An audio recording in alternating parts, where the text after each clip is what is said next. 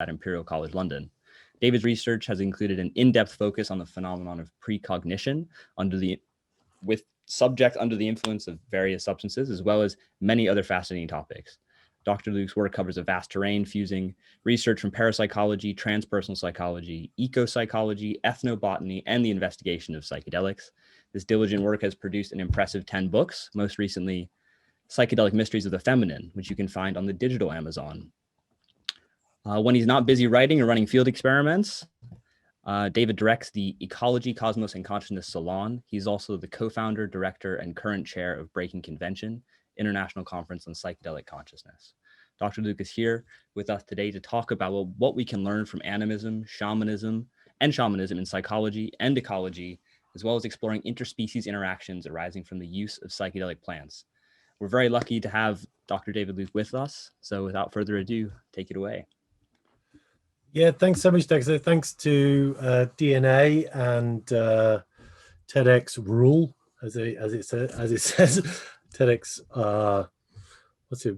Zero? No, what is it? Which university is this? Oh my God, I'm having a senior moment. Anyway, at their university.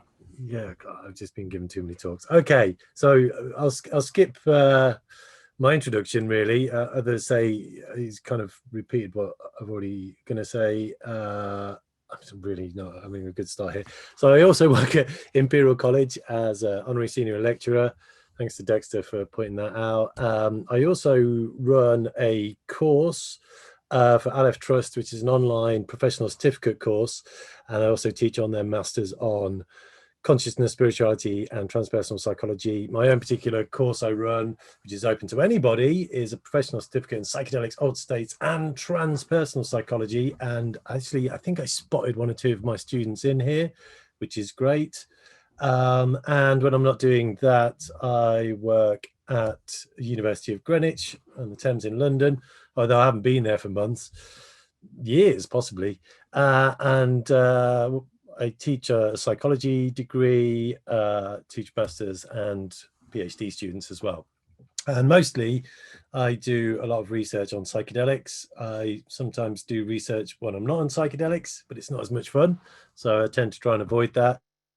And some of you may be aware of University of Greenwich because we host what's Europe's biggest psychedelic conference, research conference, I should say, called Breaking Convention, which started out in 2011 and has been kind of growing ever since, every couple of years when we put it on. It then moved to Greenwich in 2013 and steadily attracting weirder and bigger crowds. I don't know what happened there. Sometimes it ends up looking a bit like that, from my perspective at least. But I think last time we put it on, we had over 1,500 people come. The bad news is, I'm afraid to say, due to the pandemic, we are not hosting Breaking Convention this year, but we will be back with doing something even bigger and better next year. Unfortunately, it's our 10th anniversary this year, but we are going to do some kind of placeholder event instead. So my own particular research is what I call the psychology of exceptional human experience. I teach a course at Greenwich there for about the last 12 years on this particular topic to undergraduates and master's students. And the exceptional human experience is kind of an umbrella term for transpersonal experiences, experiences which take you beyond your own ego identity, a sense of a deeper connection with some kind of other. It might be another person or another thing or another species or just the universe at large, some kind of other. And my research has particularly focused on altered states, but also especially psychedelics in inducing what we might call exceptional experiences. So that also includes parapsychological, paranormal-like phenomena. And most of my research over the last, I don't know, I haven't updated that slide for a few years by the look of things.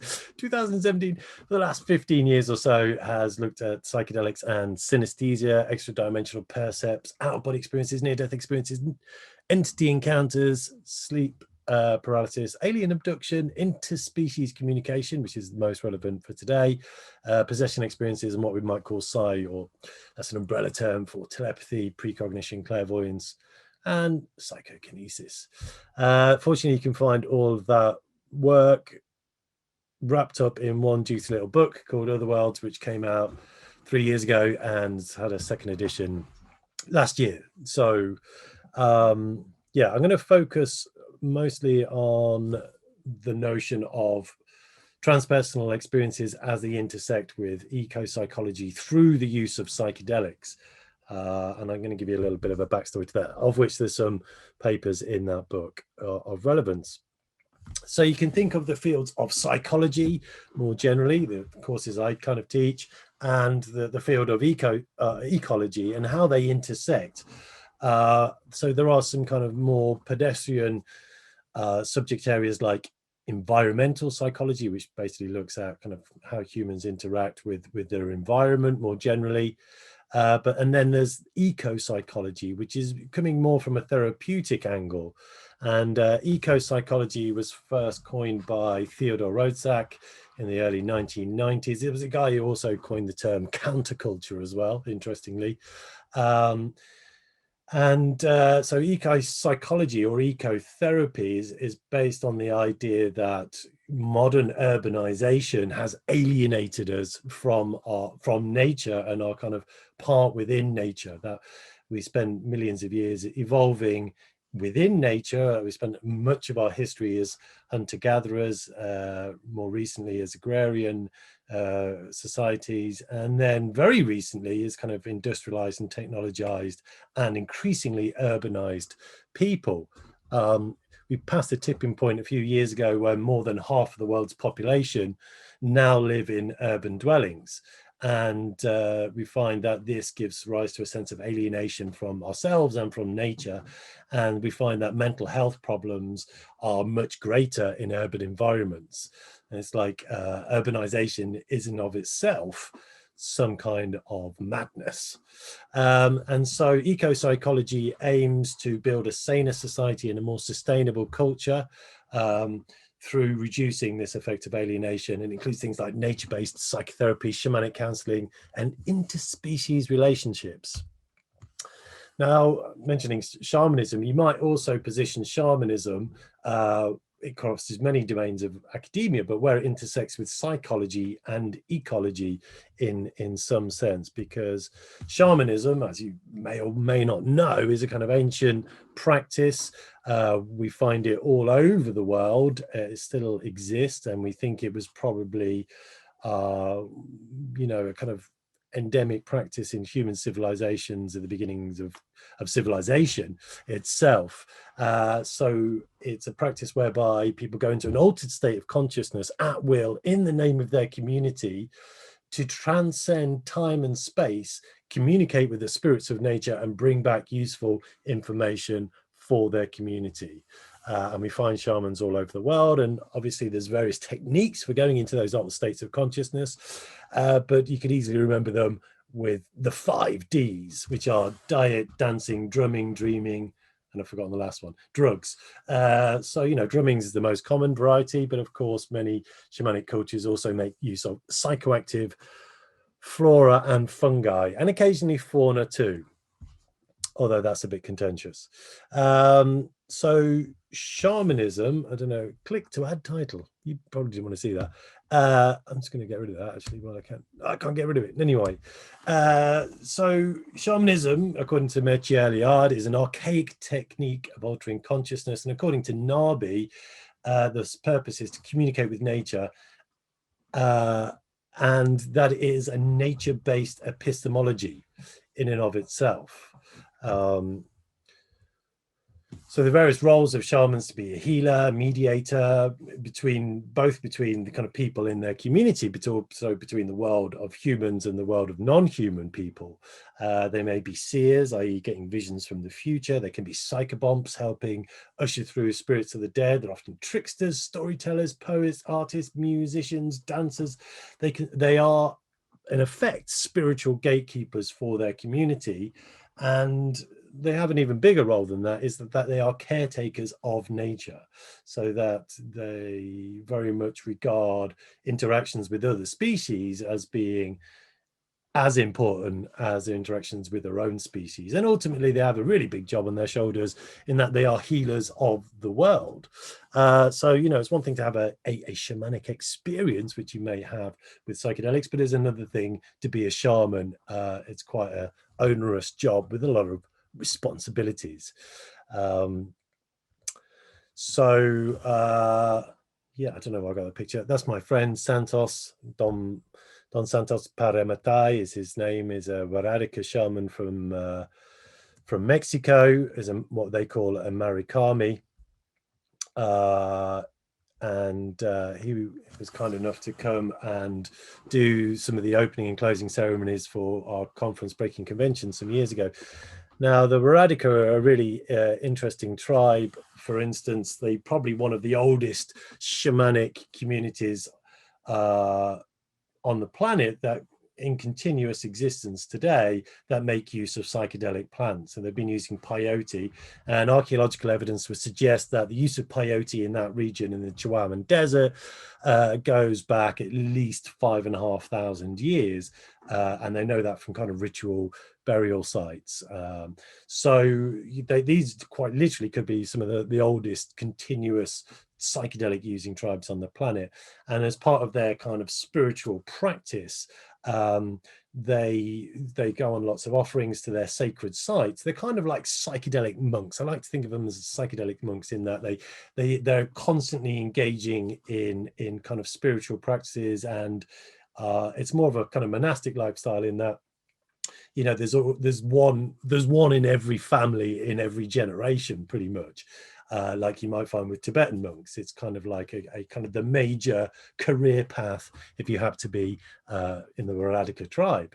And every year they go on one major pilgrimage to the land where their peyote grows, because they live up in this mountain plateau about 500 kilometers away, as a crow flies, from where the peyote grows in the desert of San Luis Potosí. So they live in the middle of this kite image here in the northern part of Mexico, and they do this pilgrimage, which they used to do on foot for at least the last 500 years since the Spanish arrived, and go and pick their peyote and then bring it back. And they also go often to all these other sacred sites, which they have in these different cardinal points. So they have this entire kind of shamanic pilgrimistic calendar whereby they go and make offerings and revere nature. You know, their entire culture is embedded within this kind of cosmology centering around their use of peyote culture. You know, their culture and their shamanic practices and their use of peyote and their involvement with nature are completely inseparable as a culture. So much so that David Lawler, in an article he wrote for a special issue of the European Journal of Ecopsychology, which I edited, said that ecologically, during the peyote hunt, the Huichols, that's their other name, that's what the Spanish call them, the Huicholes, achieve a spiritual relation to their physical environment, not a neutral setting, not a mere place to live or exploit for a living. The very landscape is sanctified. The caves, the springs, the mountains and rivers, the cactus groves, and the features of the mythical world are elevated to cosmic significance. Plants and animals are only labels, conventions, mere human categories of thought. Distinctions between them are illusory. Man is nature. I mean, that's Lawler's interpretation of their activities, but I'd kind of like to collude with that anyway. So we could see shamanism perhaps embedded within this kind of middle ground between psychology and ecology, probably occupy a bit of a smaller wedge than that. And somewhere within which that sits, we might call transpersonal studies, you know, transpersonal psychology even, but studies because it also involves ecology. And that is the study of those experiences which take us beyond our own ego identity, because that is the very core of shamanism. And perhaps if you kind of drill down even further into that, you might find what we could call a transpersonal eco-psychology. Which is what I'd like to call it. I've only literally just made that up a few years ago, but I think, you know, it kind of does exist. And specifically within that, what I'm focusing on is what we might call psychedelic transpersonal eco-psychology. And I've tried to get this into print recently with one of my students from Greenwich, and we published a paper in the Transpersonal Psychology Review, an evaluation of the role of mystical experiences, specifically psychedelic ones, in transpersonal eco-psychology.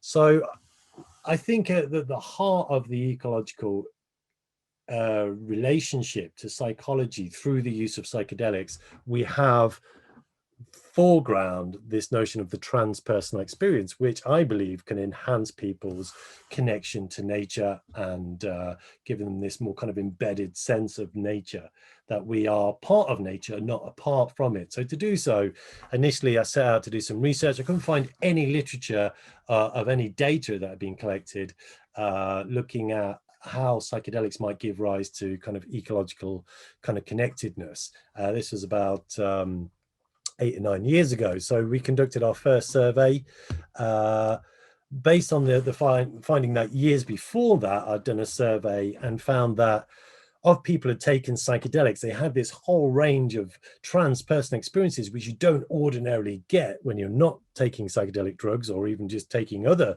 non-psychedelic psychoactive drugs, such as, and you see at the top of the charts here, encounters with the intelligence or the spirit of the plant or substance that has been ingested.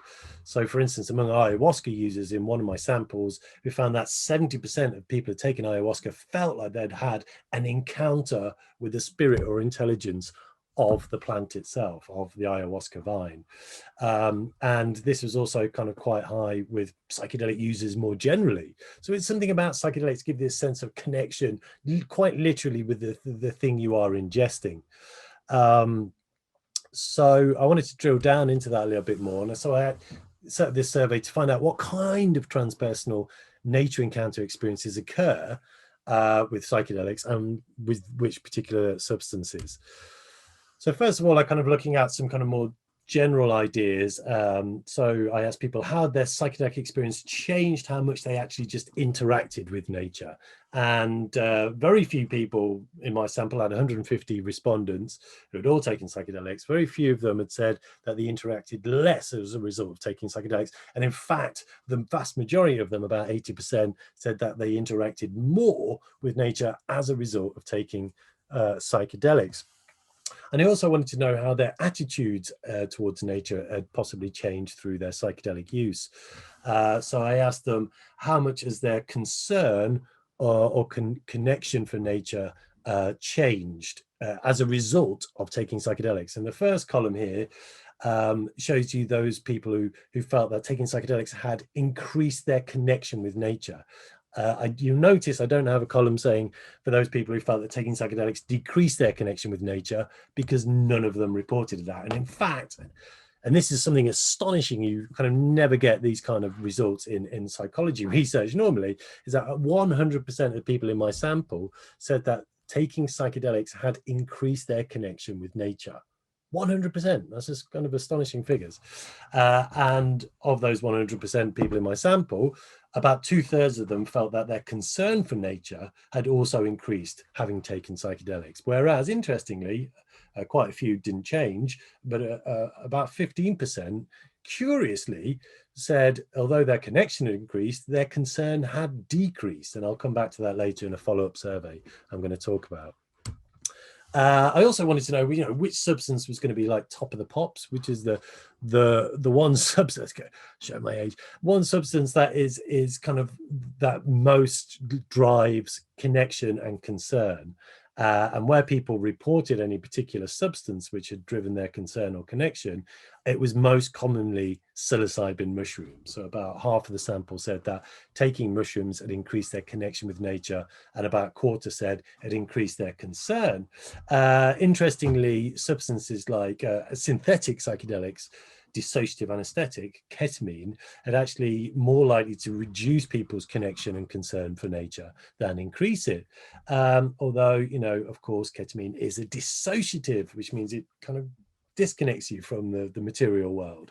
So it's partly that it's synthetic, and I think probably partly that it's also a dissociative. so not only like looking at attitude changes, I also wanted to know, had there been any kind of behavioral changes that people reported as a result of their psychedelic expeditions? And there was a variety of different kind of items they could respond to here. And I asked them whether or not these changes led to any kind of ecological action. So for instance, 2/3 of people said they felt more aware. More than half of my sample said they'd changed their diet as a result of taking psychedelics, which is astonishing. I didn't kind of drill down into that and ask specifically how, but I imagine that people were more likely to go raw or local or vegan or freegan or vegan or whatever it was. This is a real take-home finding I love the most, is that just slightly over half my sample said taking psychedelics had made them increase the amount of gardening that they did, which is a kind of wonderful headline, which would be splashed all over the Daily Mail. You know, dangerous psychedelic drugs turn people into rampant gardeners. Now, presumably, they're not all just growing cannabis and magic mushrooms, although they probably are as well. But hopefully not just only. So you get a sense that people want to get involved and grow more, having taken psychedelics. And all the way down at the bottom end, we found that 16% of my sample said that they'd specifically changed their career to one that was more ecologically orientated. And to give you an idea of that, 2 of the people in the sample said they'd quit their previous jobs to take up PhDs in botany. Which in itself is a dying subject, the study of plants. So, you know, quite encouraging results. I think that not only do we have changes in attitudes, but changes in behaviors as well. Now, coming back to the transpersonal elements of the psychedelic ecological experience, I tried to kind of categorize the kinds of experiences that people may have of an ecological nature with psychedelics. And I put those largely down to kind of encounter experiences. So encounters with kind of mythic nature beings like fairies, gnomes, elves, elementals, and nature spirits. Then encounters with kind of hybrid, half human, half some other species kind of beings, or entities, let's call it. We don't know if they're real beings. Encounters with the intelligence of the plant or fungus that they've ingested. Encounters with animals, or communication with animals or guides. Transformational experiences where people felt they actually felt transmorphed in a kind of theranomorphic way into some other species, which of course is one of the kind of classic kind of shamanic experiences of shamanism in the Americas, Nagualism, shapeshifting, and so on and so forth. And then visions of an ecological variety, such as visions of natural disasters, fires, deluge, earthquakes, global warming, that kind of stuff. And here are the results of that, which have kind of condensed down. It's quite a busy table, but take, for instance, you know, if we look at the kind of natural plant psychedelics, these kind of reports tend to be much bit higher. So things like ayahuasca, for instance, in this account, only about 37% of people said they'd had some kind of encounter with the spirit or intelligence of ayahuasca. 35% encountered mythic beings, so on and so forth. 27% actually felt like they had a transformation into another species. Now, that's quite a lot of people, really. If you think of all these people going on kind of ayahuasca tourism trips to Peru to, you know, just kind of deal with their depression or have some kind of creative insight into their new tech apps they're developing, and they might be in for a big surprise when they actually get there and then they find themselves transformed into a frog or an anaconda or something like that. You know, that's not necessarily what they were probably expecting, but they are very prevalent experiences, it would seem. And yeah, so ayahuasca is a really good example there, but also mushrooms too. Certainly for seemingly encountering the, you know, the intelligence of the mushroom itself. And of course, those experiences are kind of much lower with our synthetic plants.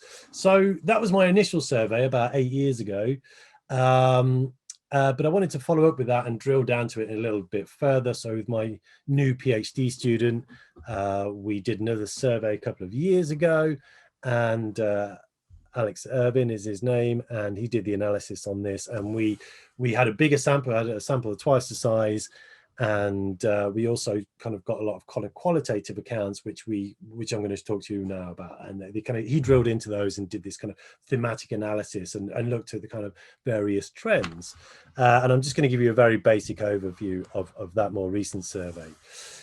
So, it's going to give you some kind of qualitative accounts here. So, like, these are some of the quotes that people said. They made me love plants and pushed me to be more conscientious. That's what people were saying about their experiences. You can disregard that. That's just showing you the kind of prevalence of psychedelic use. They were all very avid psychedelic users, pretty much. Most of them had taken mushrooms, for example, about 80-odd%. And interestingly, we found we looked at those people who found that that reported that they had an increase in connection with nature, and then asked them what psychedelic substances were kind of responsible for that. And when we asked the question this way, something like 80% of our respondents said that magic mushrooms, again, top of the pops, were the ones that had gave them the sense of this kind of connection with nature. Interestingly, also LSD, in the wake of Bicycle Day this week, was also quite prevalent in making people feel more connected with nature. But curiously, so was DMT.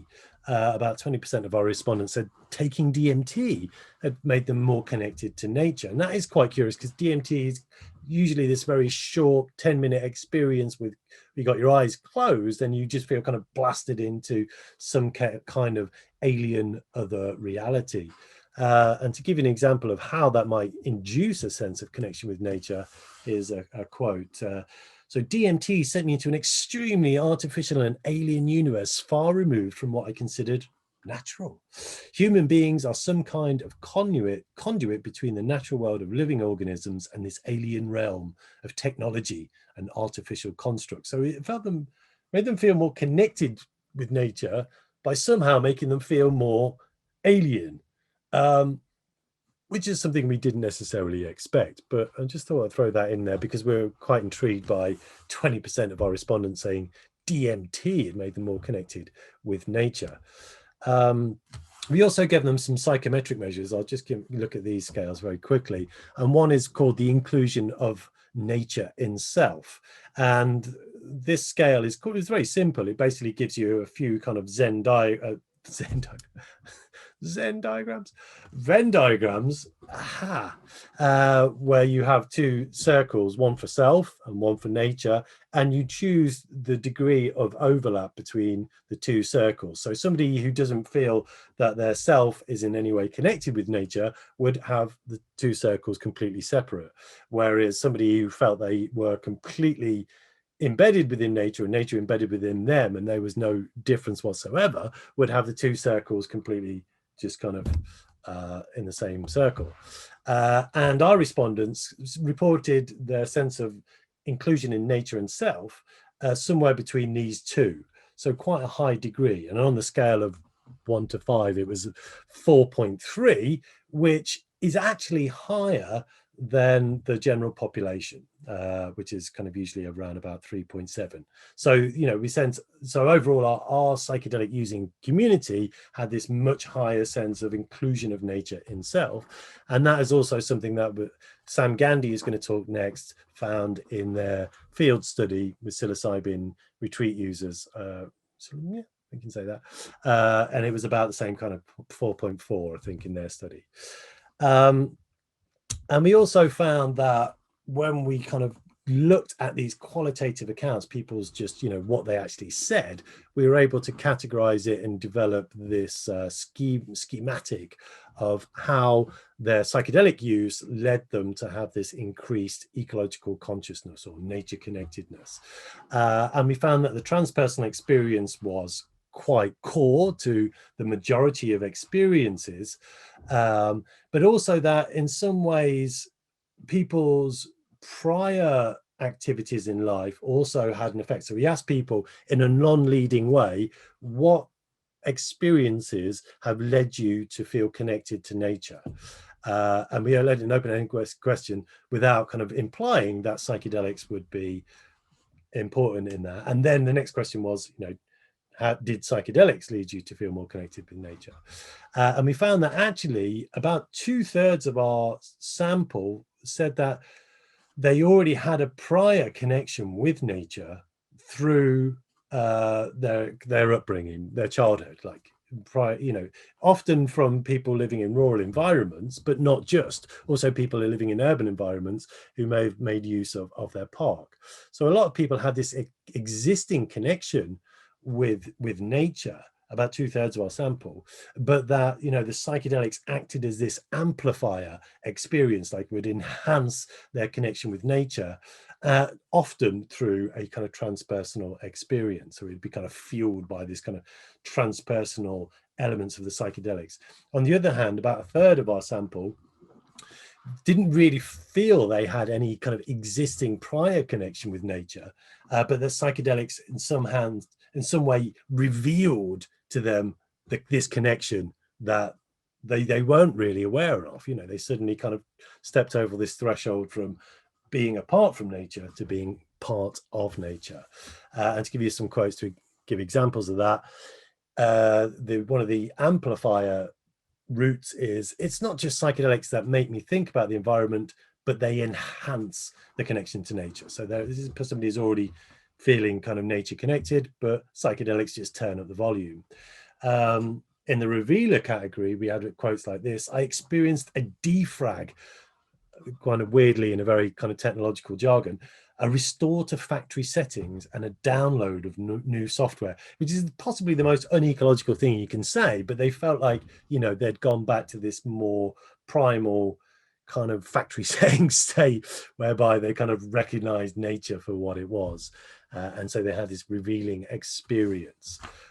Just to give you a few more examples of the amplifier effects, to give you some quotes. So my upbringing was in a city with an amazing park, sparked by my love of being in nature, climbing trees, playing in rivers, and roaming free and slightly wild. So these are people who already had this existing connection. Psychedelics have perhaps enhanced a personality that already felt much affinity with nature. And I'll give you a few more examples here to show that how psychedelics actively increased this existing connection. My use of mushrooms cemented my opinions on my place in the wider universe. I just started to feel the connection deeper and deeper, that I am part of everything.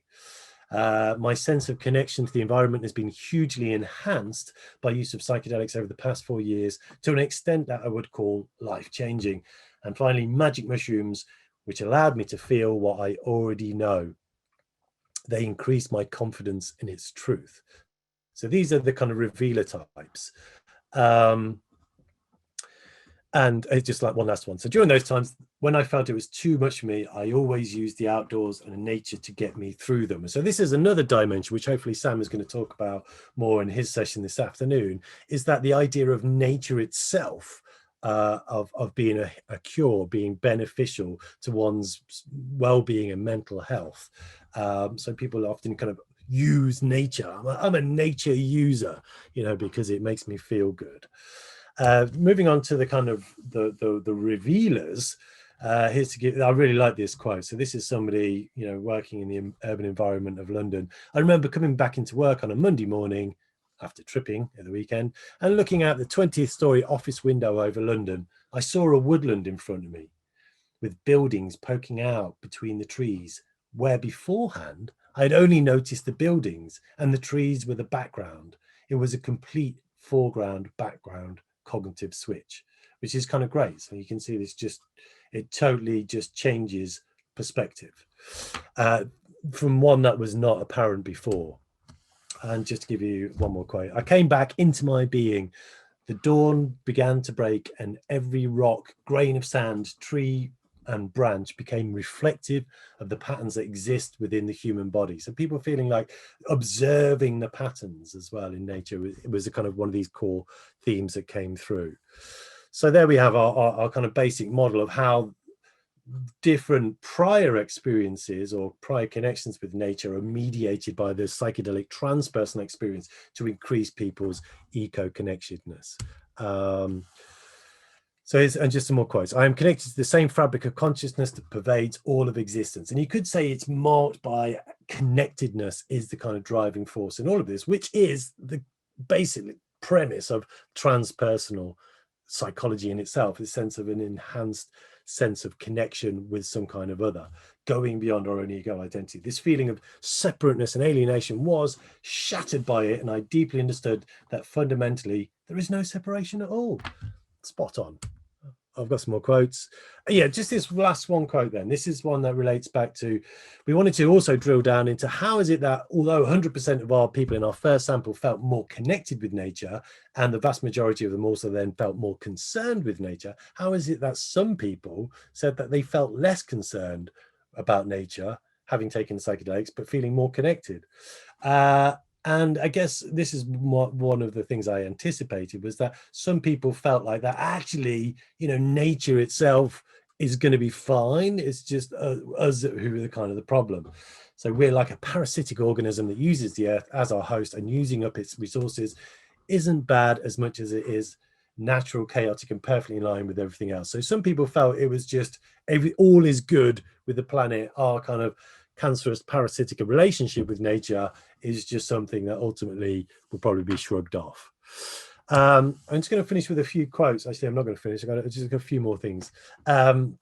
So this sense of kind of connection with nature and this enhanced kind of interspecies relationships, I think, is kind of core driving force in this transpersonal interconnection that we see through the use of psychedelics. And good old Albert Hoffman, who discovered / invented LSD, was very much a kind of nature mystic, and was of the opinion that, you know, one of the things he was most proud of was that psychedelics would help people re-engage with nature again. He said, LSD has given many people good ideas, and those who have gone back to nature have been saved. Many people, however, are still stuck in technological hell and cannot get out. Nevertheless, many have discovered something which hardly exists in our society any longer, the sense of the sacred. Paul Stamets, I'm going to give you a quote from Paul, obviously the world's leading mycologist. And, you know, if you haven't heard about his kind of 10 ways mushrooms are going to save the world, I suggest you do. But he also, like, that psychedelic mushrooms, you know, pretty much saved him, in fact, when he started getting into mycology, and have, you know, vast potential in helping lots of people in all manner of ways, particularly with mental health. He said psychedelic mushrooms, he'd noticed, proliferate in the wake of humans' habits of taming the land, such as chopping down trees, breaking ground to create roads and trails, and domesticating livestock. And he said that these mushrooms grow in the wake of humans' kind of destruction of the land, and that when we take these mushrooms, the mushrooms talk to us, and that the messages we receive from them is always that we're part of an ecology of consciousness, that the earth is in peril, that time is short, and we're part of a huge universal biosystem. And I'll give you a quote from myself as well, and Stan Krippner.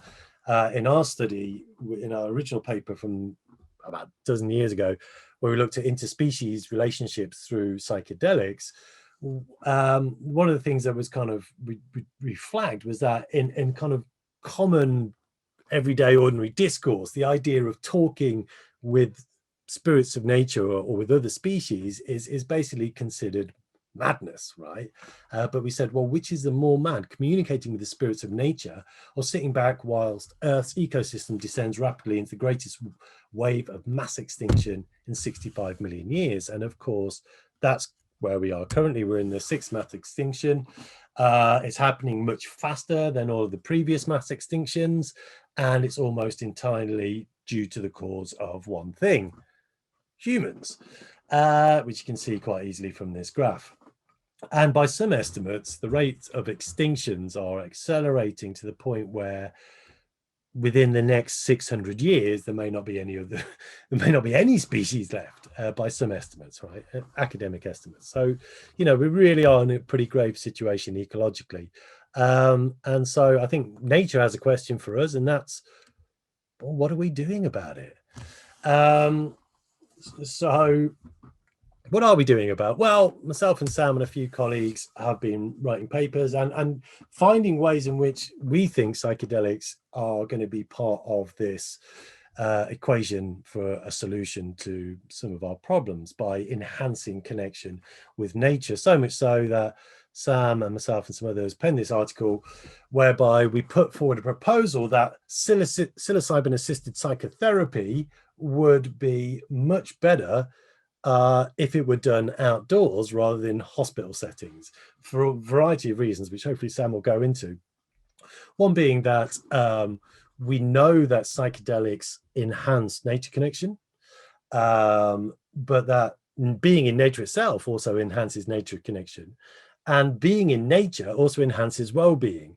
So, and also that the more connected to nature you are, the more time you spend in nature. So it is this kind of positive feedback loop in enhancing your well-being, which, if psychedelic assisted psychotherapy could enhance your connection to nature, will enhance the more time you spend in nature, and therefore enhance your well-being, will have better long-term efficacy from psychedelic assisted psychotherapy and a much better environment, so that these two things work in a synergistic way. So we put forward this proposal, we don't know if it's going to catch on just yet, that we should have eco-psychology embedded psychedelic assisted psychotherapy for both the benefit of nature and for mental health patients.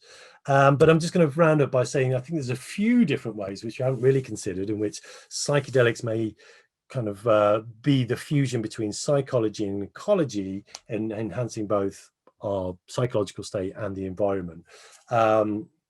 So one of the things I pointed out is already by enhancing biophilia, the love of nature. We need to fall in love with nature again if we haven't already. If you've got any chance of, existing in anything like a complete planet. So we can see that psychedelics can change attitudes, which also can change behaviors, that they can enhance well-being and enhance the environment. I've talked about the possible synergetic use of psychedelics in, psychedelics in ecotherapy and ecotherapy in psychedelics. But also there's other ways as well. So we can think a bit outside the tesseract here, and that from some of my other research and research that's been done, we know that psychedelics can enhance creative problem solving. I ran a creative problem solving study with LSD with 40 top level scientists from Oxford, Cambridge, Imperial, and they all felt like they had some kind of creative breakthrough, right? One of the participants in that study has just published this book last year. You can see in the picture there, Entangled Life, Merlin Sheldrake. And in the very first chapter, he talks about his own experience of being a participant in this LSD trial for creative problem solving. And he was working on his PhD, he was doing it at Cambridge at the time in biology, and he was trying to, his whole PhD was trying to establish the nature of the relationship between this one non-photosynthesizing plant called Vorea and its relationship with this fungi, which it seemingly grows out of and uses as a kind of energy supply instead of sunlight. And it wasn't really established whether or not this was either a parasitic relationship, where the plant was just merely taking the fungus energy, or that it was somehow a symbiotic relationship, but they hadn't worked out what the exchange rate was for this particular fungal plant interaction. So Merlin, being the good scientist, he took the LSD, focused on his research, and he had the experience, much like my ayahuasca survey respondents, of turning into the fungus that he'd been studying. And he had this first person experience of being the fungus. And he said he grew inside the rootstock of the plants. And we were like, fantastic, hoping he's going to have some kind of major breakthrough. And he's like, and what was it like? And he said, slimy, which we didn't think was very insightful at all. But then since his book came out, we now see, and you'll have to read his book, that experience gave him a whole new insight into the relationship between this plant and this fungus, which is kind of suffused throughout his whole book about changing perceptions across species. Okay, and so we can see how creative problem solving through the use of psychedelics could be a really good way of helping all kinds of people that work or research with any aspect of the environment or nature, farmers, architects, ecologists, biologists, you name it, right?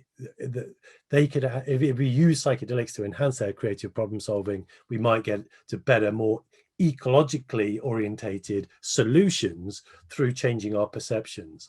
And of course, this kind of shift of perspective and transformation into other species is core to the shamanic experience.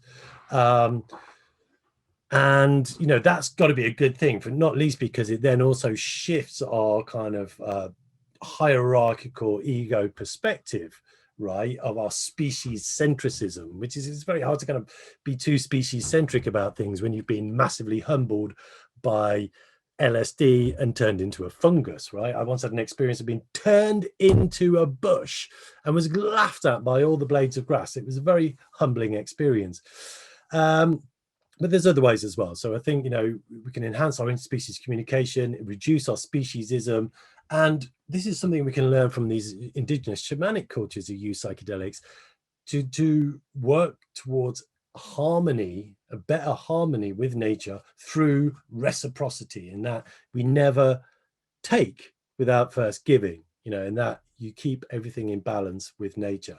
And there's other things, other ways in which I think kind of studying shamanic practices can also help, and that is through their use of doctor plants, which they kind of meditate with and learn about the kind of the specific biological and medicinal qualities of plants through ingesting ayahuasca and sitting with the plant, or perhaps through weather manipulation. So I think there's a variety of ways in which psychedelics can help beyond just merely helping people deal with their mental health problems, but also that, especially for ecological activists who are getting burnout. I think I'll finish it there.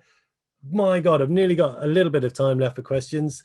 Thank you for your attention. Please do fire any questions, comments, jokes, or insults at me. That would be great.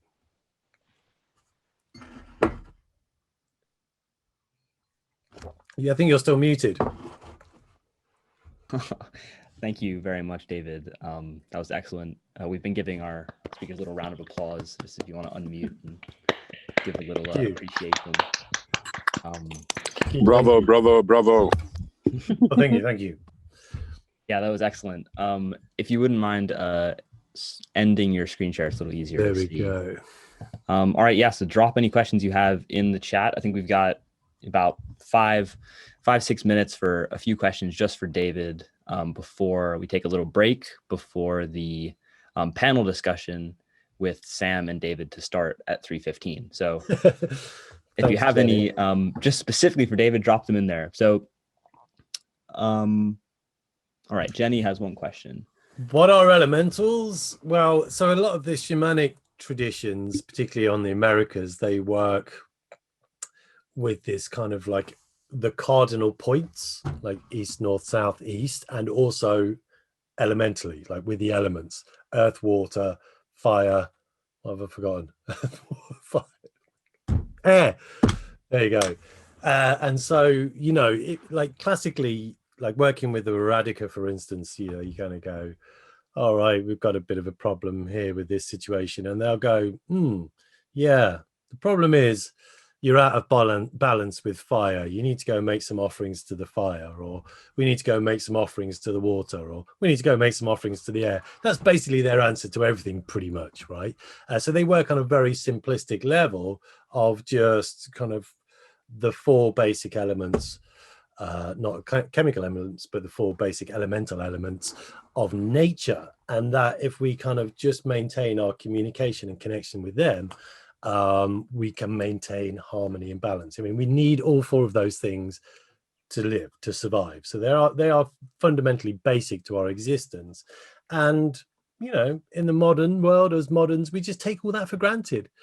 When do you ever stop to think, oh, I'm so pleased I have, you know, earth beneath my feet that I can walk on, grow plants, or that the sun is there keeping the planet from freezing over, or that I've got air to breathe and water to keep me hydrated, right? So they don't take any of this for granted. And in fact, they work with them in much the same ways they work with the spirits of nature, with the spirits of different species. Awesome. Yeah, great. So I'll try to get through these questions. Christina asks, how is it recommended to use psychedelics to enhance creativity and creative thinking? Well, I wouldn't recommend anybody does, obviously, because, you know, unless they're doing it as part of a clinical drug trial or something silly like that.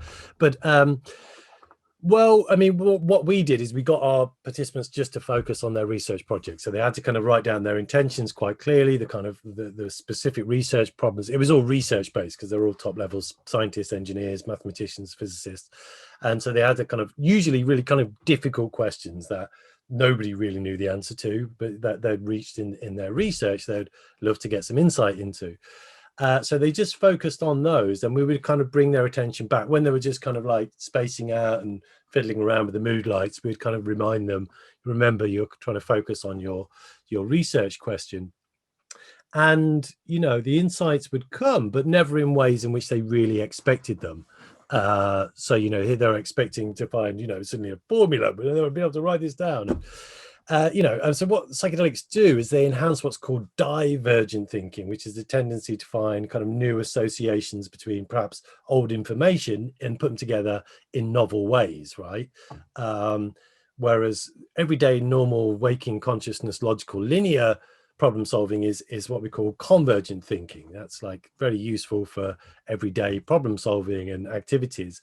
And what we find is their convergent thinking decreased, but their convergent thinking increased. So they would have all these great ideas which they didn't really expect. They'd be like, oh wow, and there's like, I've got to get on my computer and write this down, and then they find they couldn't operate their computer because they didn't have any convergent thinking.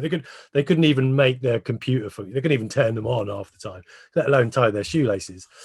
But so, for instance, one of the guys who was working on Higgs boson at CERN, done his PhD at Oxford, and he said he could see the gravitational waves, right, which is something he'd never expected because it had just been these kind of abstract mathematical formulas before that. And it gave him a new perspective on the Higgs boson, because he said, it's something he could visualize and was tangible to him. But I haven't yet to see what kind of amazing research he's come out with from that. I don't know if that helps. Cool. I'm sure that helps. So move on to the next question, which again is advice, but is perhaps just your own thoughts. What advice would you give for someone wanting to trip and reconnect with nature?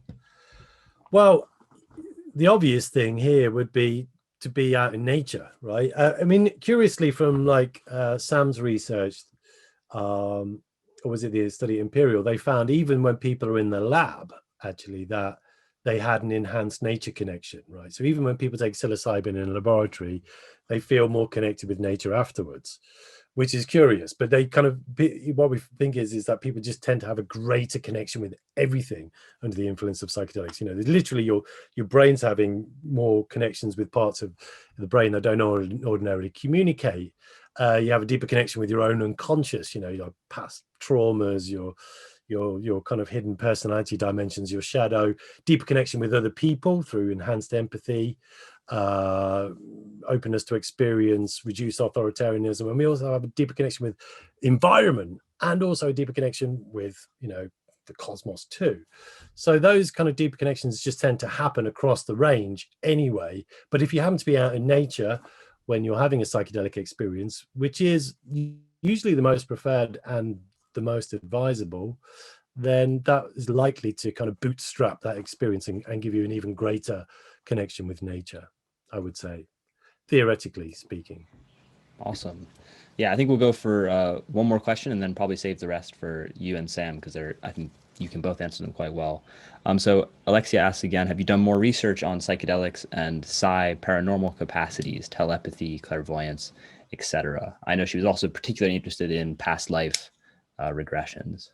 Yeah, so past life was something that Groff used to kind of observe, like people having these kind of past life experiences in his psychedelic assisted psychotherapy. I haven't researched that particularly per se, but I have been doing like experimental work primarily with precognition, getting information back from the future.